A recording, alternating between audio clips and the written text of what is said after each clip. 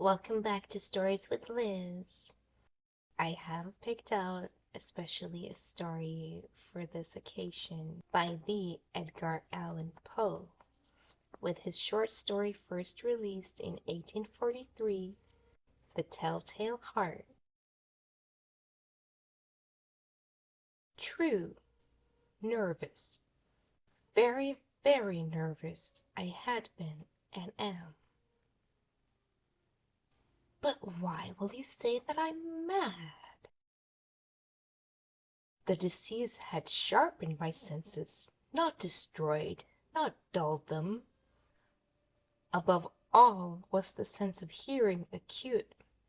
I heard all things in heaven and in the earth.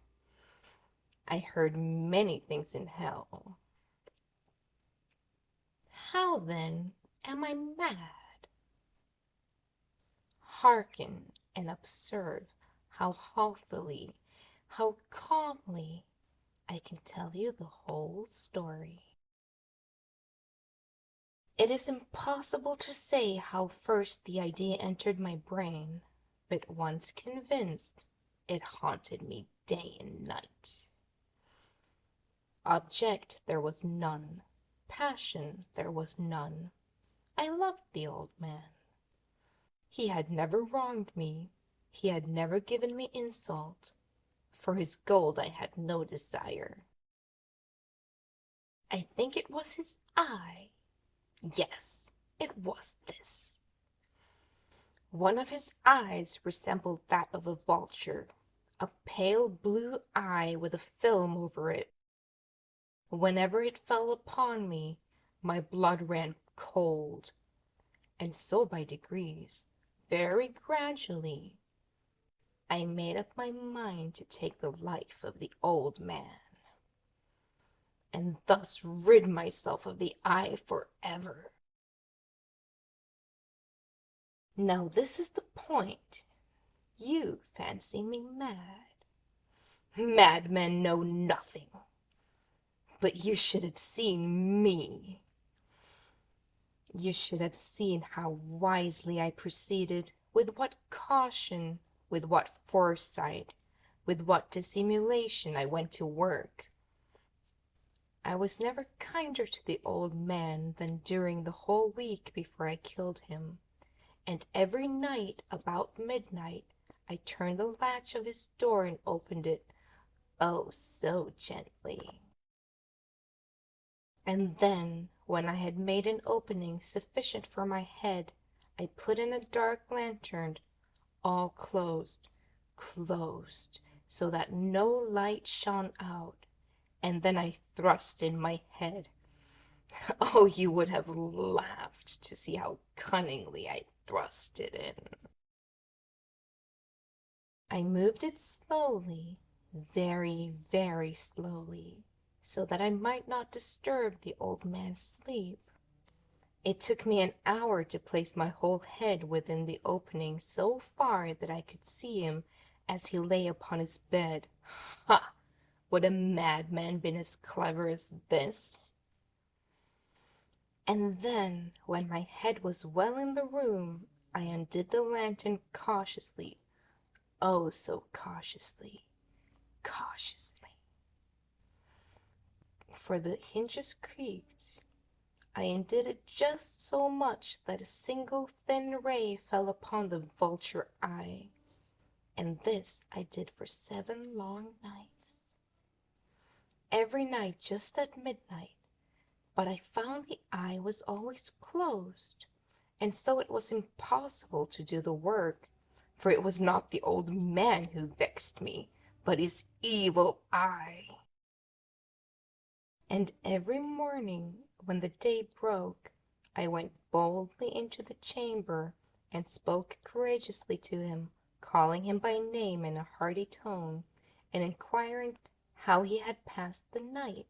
So you see he would have been a very profound old man indeed, to suspect that every night, just at 12, I looked upon him as he slept. Upon the 8th night, I was more than usually cautious in opening the door. A watch's minute hand moves more quickly than did mine. Never before that night had I felt the extent of my own powers, of my sagacity. I could scarcely contain my feelings of triumph. To think that there I was, opening the door little by little, and he not even to dream of my secret deeds or thoughts. I fairly chuckled at the idea, and perhaps he heard me, for he moved on the bed suddenly as if startled. Now you may think that I drew back, but no. His room was as black as pitch with thick darkness, for the shutters were close fastened through fear of robbers. So I knew that he could not see the opening of the door, and I kept pushing it on, steadily, steadily. I had my head in, and was about to open the lantern, when my thumb slipped upon the thin fastening, and the old man sprang up in bed, crying out, "Who's there?" I kept quite still and said nothing. For a whole hour I did not move a muscle, and in the meantime I did not hear him lie down. He was still sitting up in the bed listening, just as I have done, night after night, hearkening to the death watches in the wall. Presently I heard a slight groan, and I knew it was the groan of mortal terror. It was not a groan of pain or of grief, oh no! It was the low stifled sound that arises from the bottom of the soul when overcharged with awe. I knew that sound well. Many a night, just at midnight, when all the world slept, it has dwelled up from my own bosom, deepening, with its dreadful echo, the terrors that distracted me. I say I knew it well. I knew what the old man felt, and pitied him, although I chuckled at heart. I knew that he had been lying awake ever since the first slight noise when he had turned in the bed. His fears had been ever since growing upon him. He had been trying to fancy them causeless, but could not. He had been saying to himself, "It is nothing but the wind in the chimney. It is only a mouse crossing the floor, or it is merely a cricket which hath made its single chirp."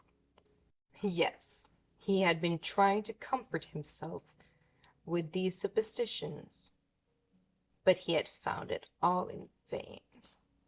All in vain, because death, in approaching him, had stalked with his black shadow before him, and enveloped the victim, and it was the mournful influence of the unperceived shadow that caused him to feel, although he never saw nor heard, to feel the presence of my head within the room. When I had waited a long time, very patiently, without hearing him lay down, I resolved to open a very, very little crevice in the lantern. So I opened it, and you cannot imagine how stealthily, until at length a single dim ray, like the thread of the spider, shot from the crevice and fell upon the vulture eye. It was open, wide, wide open, and I grew furious as I gazed upon it. I saw it with perfect distinctness, all a dull blue with a hideous veil upon it that chilled the very marrow of my bones. But I could see nothing else of the old man's face or person, for I had directed the ray, as if by instinct, precisely on the damned spot. And now have I not told you that what you mistake for madness is but over-acuteness of the senses? Now I say, there comes to my ear a low, dull, quick sound, such as a watch makes when enveloped in cotton. I knew that sound well, too. It was the beating of the old man's heart. It increased my fury, as the beating of the drum stimulates the soldier into courage. But even yet I refrained and kept still. I scarcely breathed. I held the lantern motionless. I tried how steadily I could maintain the ray upon the eye. Meantime, the hellish tattoo of the heart increased. It grew quicker and quicker and louder at every instant. The old man's terror must have been extreme. It grew louder, I say, louder every moment. Do you mark me well? I have told you that I'm nervous, and so I am.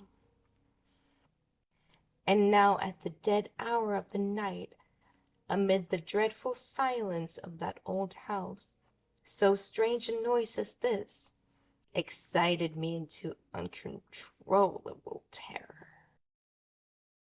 Yet for some minutes longer I refrained and stood still, but the beating of the heart grew louder, louder.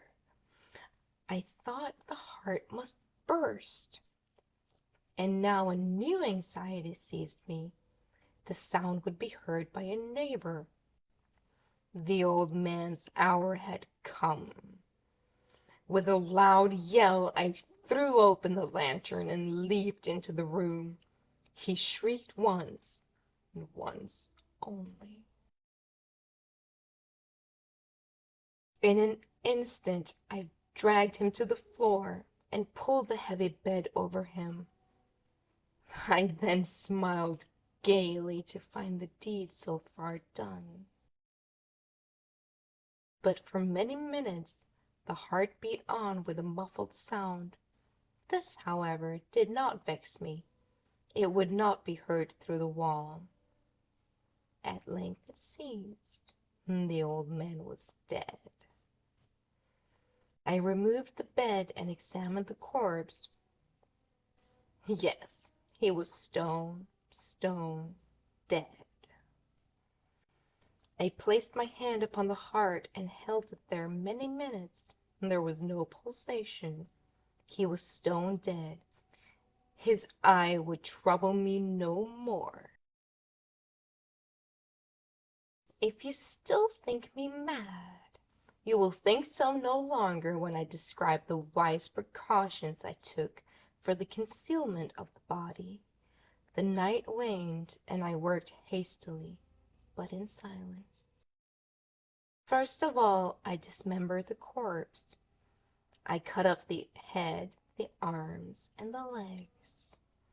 I then took up 3 planks from the flooring of the chamber and deposited all between the scantlings.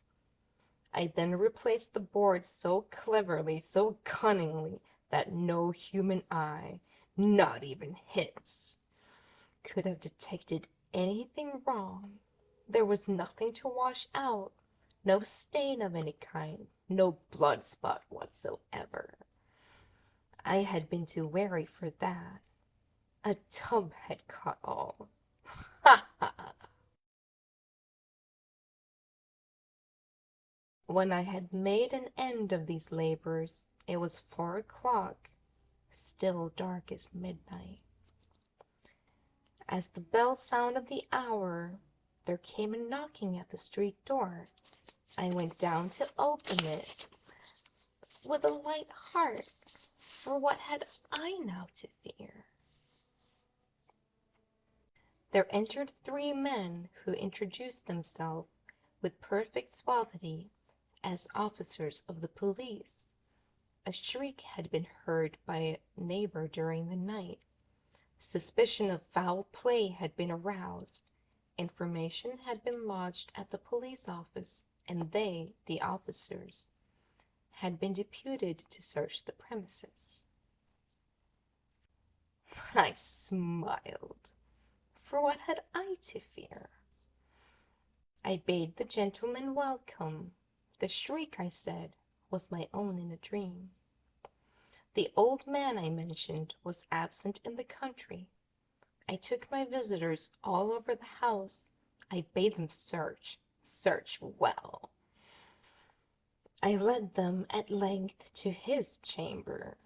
I showed them his treasures, secure, undisturbed. In the enthusiasm of my confidence, I brought chairs into the room, and desired them here to rest from their fatigues, while I myself, in the wild audacity of my perfect triumph, placed my own seat upon the very spot beneath which reposed the corpse of the victim. The officers were satisfied. My manner had convinced them. I was singularly at ease. They sat, and while I answered cheerily, they chatted of familiar things. But ere long I felt myself getting pale and wished them gone. My head ached, and I fancied a ringing in my ears. But they still sat and chatted. The ringing became more distinct. It continued and became more distinct. I talked more freely to get rid of the feeling, but it continued and gained definitiveness, until at length I found the noise was not within my ears. No doubt I now grew very pale, but I talked more fluently and with a heightened voice, yet the sound increased, and what could I do? It was a low, dull, quick sound, much such a sound as a watch makes when enveloped in cotton. I gasped for breath, and yet the officers heard it not. I talked more quickly, more vehemently, but the noise steadily increased. I arose and argued about trifles in a high key and with violent gesticulations, but the noise steadily increased. Why would they not be gone? I paced the floor to and fro with heavy strides, as if excited to fury by the observations of the men, but the noise steadily increased. Oh God, what could I do? I foamed, I raved, I swore, I swung the chair upon which I had been sitting and grated it upon the boards, but the noise arose over it all and continually increased. It grew louder, louder, louder. And still the man chatted pleasantly and smiled. Was it possible they heard not? Almighty God, no, no! They heard, they suspected, they knew. They were making a mockery of my terror. This I thought, and this I think. But anything was better than this agony. Anything was more tolerable than this derision. I could bear those hypocritical smiles no longer. I felt that I must scream or die. And now, again, hark, louder, louder, louder, louder! Villains, I shrieked. Dissemble no more. I admit the deed. Tear up the planks. Here, here. It is the beating of his hideous heart. The end. Happy belated Halloween. Hope you enjoyed it. I know I did. I hope to see you next week for some mythology. Bye for now.